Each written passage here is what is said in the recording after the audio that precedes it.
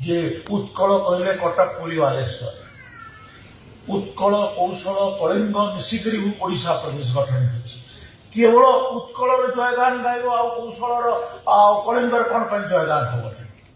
गोटे मानसिकता आमको तुम शोषण करुच आमर अर्थ आमर खड़ी आमर चाष आमर जंगल सबुत तुम आमको शोषण कल चाकरी बाकरी सबुत आज तुम्हें से कल्चराली भी हमको एक्सप्लोइट करने लगी तुम्हें चाहूँ एटा की कथा आमे ओडिशा प्रदेश रे मिसिथिलु ओडिशा प्रदेश रे मिसिबा पय आंदोलन रे भी शामिल हेतु किंतु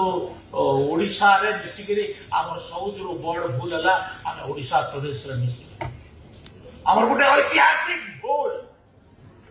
आ ऐतिहासिक भूल को आमे बारंबार कहूछु